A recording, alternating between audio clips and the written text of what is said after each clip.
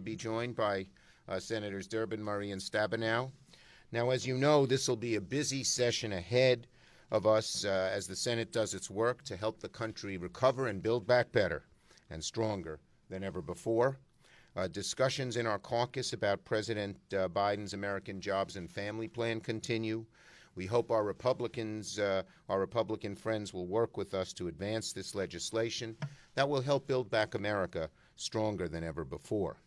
What President Biden has proposed are common sense investments and policies and provide a pathway to success for working people and for America as a whole. And I look forward to meeting with the President and congressional leaders tomorrow to discuss it. And my message is we need to go big and we need to go bold. Our committees are busy working on legislation in that regard, as well as confirming the President's nominees. At the committee level, at least half a dozen other nominees have markups this week. Tomorrow, the Commerce Committee will mark up the Endless Frontier Act, where Maria Cantwell has done fabulous work with, and Roger Wicker have a bipartisan substitute amendment. There are still a few more things we have to work out, but it's a bold, strong piece of legislation that will keep America number one, and the fact that it has bipartisan support is very, very reassuring. The bill has a simple premise, which is make it that's the Endless Frontiers Act. Now, today, lots going on. The Senate Rules Committee is marking up S1, the For the People Act. The bill has a very simple premise. Make it easier, not harder, to vote. That is the grandness of America, that we have extended the franchise through the years. In 1789, you had to be, in most places, a white, male, Protestant property owner to vote. How many? Raise your hands if you could vote back then. Who is a white, male, Protestant property owner? Not a one. One. Okay. Well, I don't know if conversions would have worked. Depends on the state. The bonus. Oh, yeah. You did convert, didn't you? Okay. But so today our country is facing the greatest threat to our democracy. And what is that? President Trump's big lie that the election was stolen. And it's appalling that the Republican Party seems to be totally captured by this big lie. They so want to please Donald Trump that they go along. In the House, Liz Cheney, spoke truth to power, and now they're firing her. And in the Senate, our Republican colleagues are doing everything they can to allow Republican legislatures to take away the right to vote, all in obeisance to the big lie. And I believe every single Republican on the Rules Committee and in the Senate caucus knows it's a big lie. But they still go along with Donald Trump. That's a bad thing. It's just a shame that's what the Republican Party has turned into. We need a strong two-party system in this country, and they are hurting themselves, but most of all, hurting America. Senator Durbin. Thanks, Chuck. I listened to the speeches on the floor by the Republican leaders this morning where they were dismissing provisions in the American Rescue Plan and the Jobs Act and the Families Act as radical socialism. Radical socialism. That's what one of my colleagues said repeatedly on the other side of the aisle. What was that radical socialism look like? The opportunity to extend 2 years of education to the youngest children in America to get them started in kindergarten and the first grade.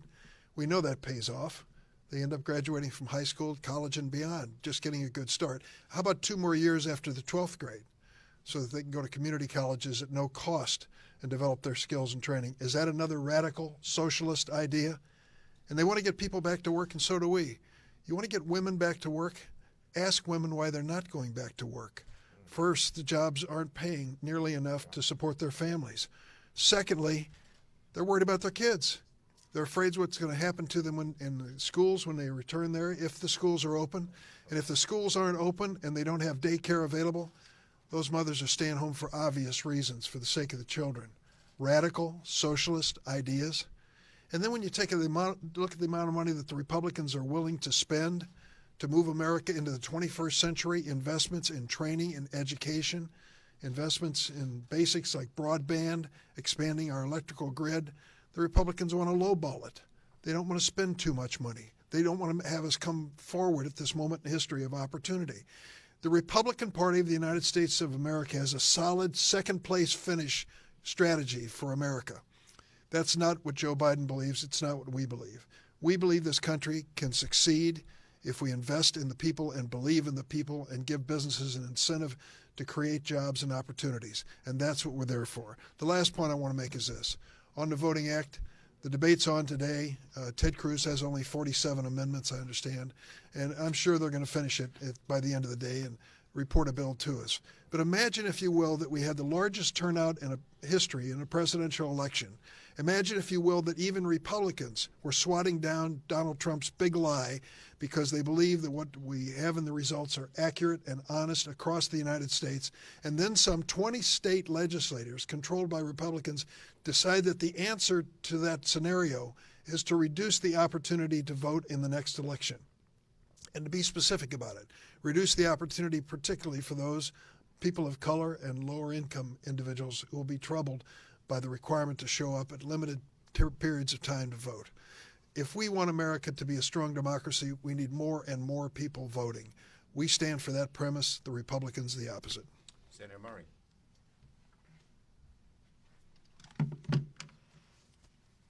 Well, thank you so much, and thank you to Senator Durbin for defining how we make our economy work in this country with the investments that he talked about. Radical socialism, to make sure that you can go to work and your children are safe, that they get a good education, that they can go on and get a college degree. That's called making America work. So thank you for those comments.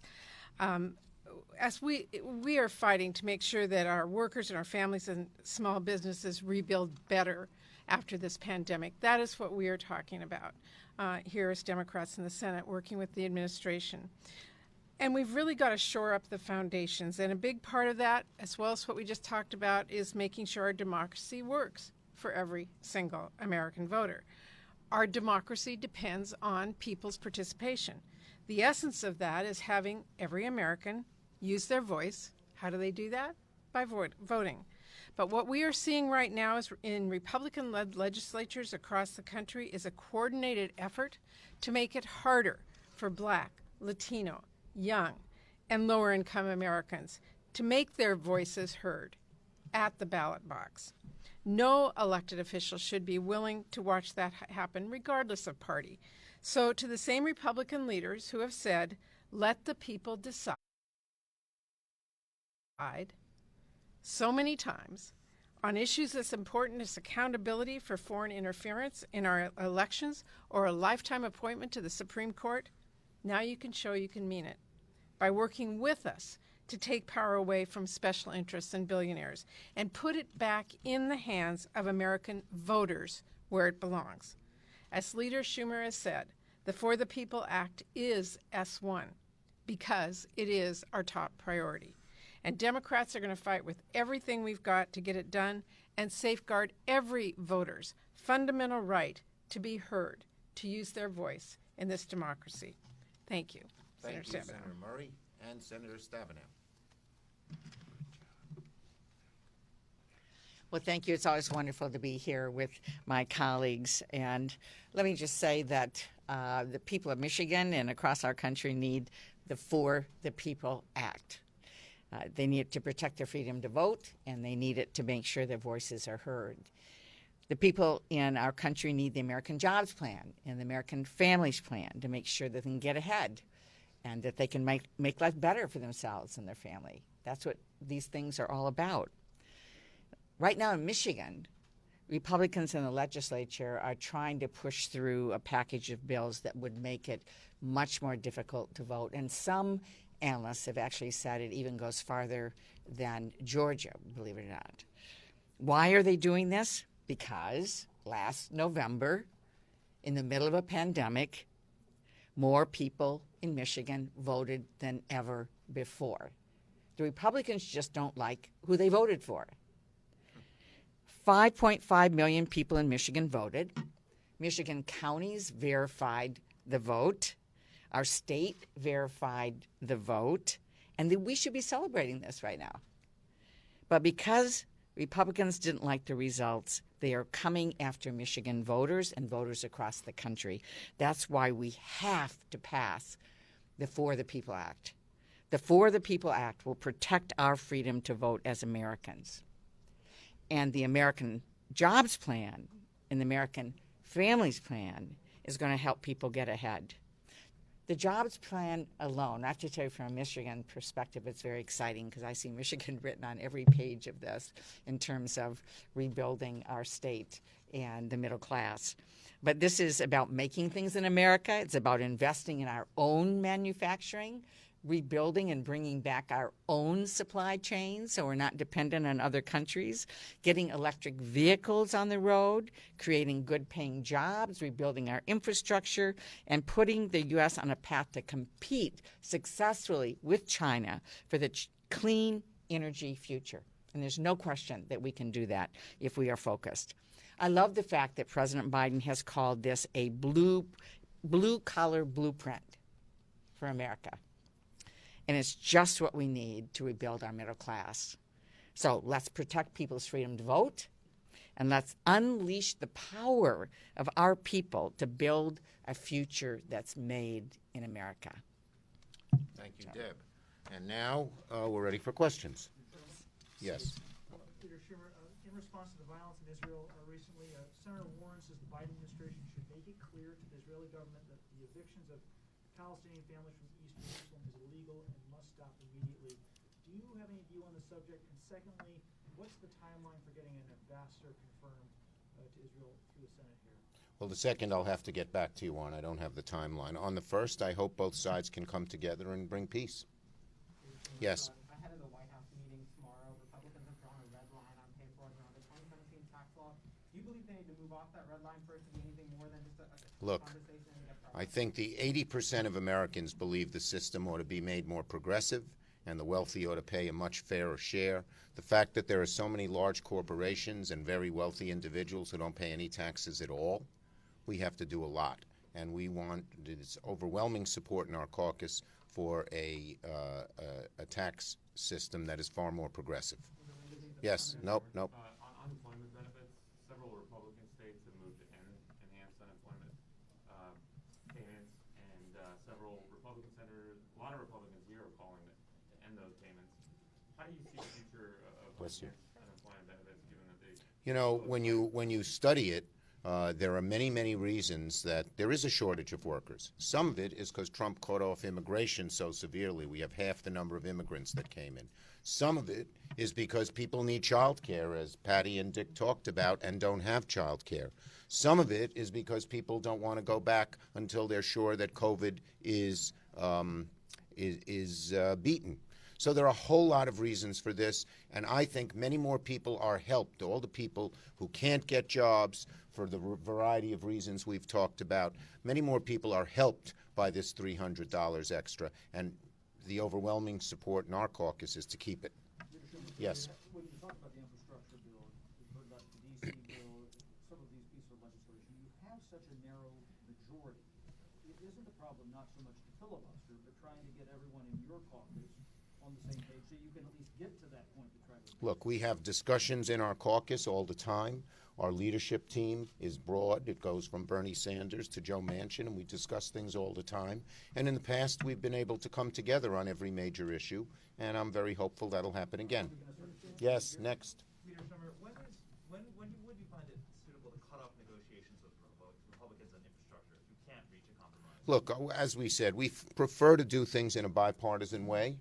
And we're going to keep pursuing that in a variety of different ways. And even when it can't be bipartisan, we're going to have a process in committees where they can do amendments and stuff like that.